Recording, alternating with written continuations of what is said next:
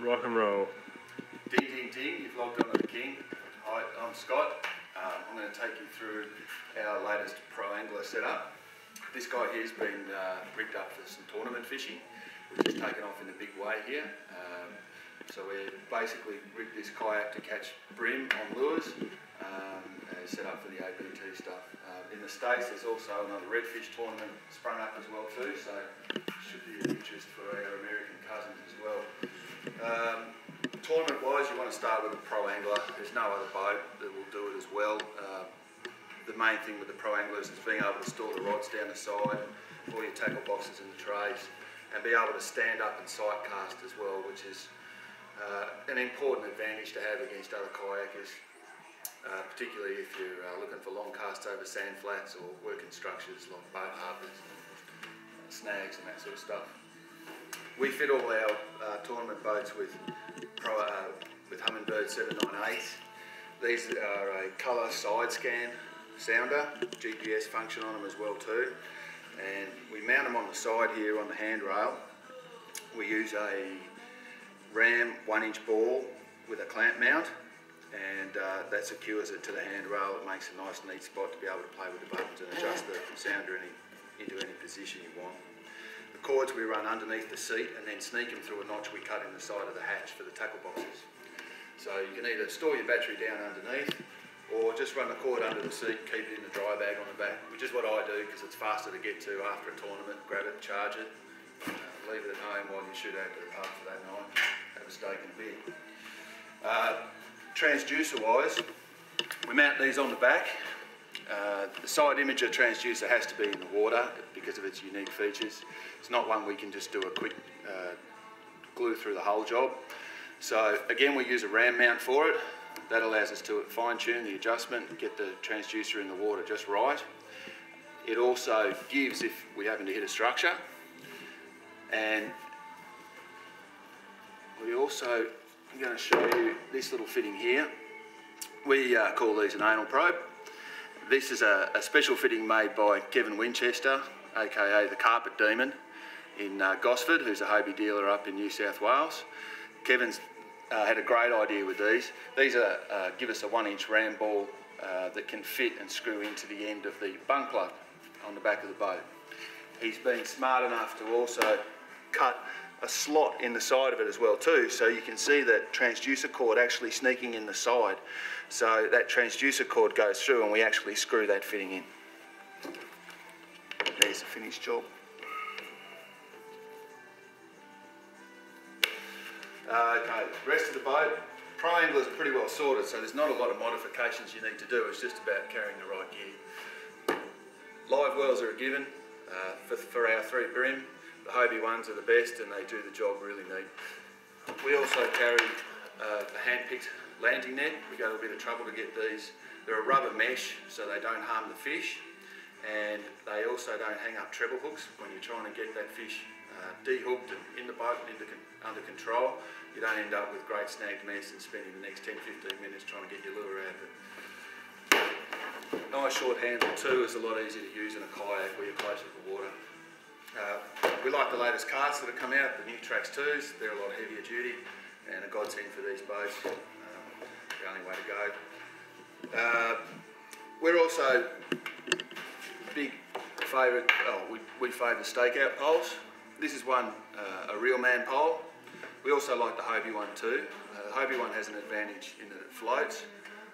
This real man one that we do gives us an option of being a little bit longer, which is sometimes handy as well too. And we use these in shallow waters to hold position if we've found a good spot where there's a lot of fish moving by. And all we do is stake the boat out through the scupper hole like an hors d'oeuvre. So that's really simple and quick to do. You can see I had it stored on the side of the boat. So when you're done, it's just a matter of whipping it back out. I flick mine under the bungee cord on the front of the hatch and jam the handle in the back of the side rail lead. It stays there all day and it's easy to get and grab. I found that's the neatest way to do it. We also have, on some boats, I don't use one because I like to just stab my boat, but here's an anchor trolley. The stakeout pole can be used on one of these too. So all you do is clip your pole to that, different positions if you like. There's a pulley on either side of the boat, backwards and forwards here, and this is just a simple clip on a zip line. Tackle box wise, Pro Angler comes with a tray set up of planos. I like to add a few more. There's a lure hanger that comes with this. I flick that as well too. Our smaller lures just don't need that.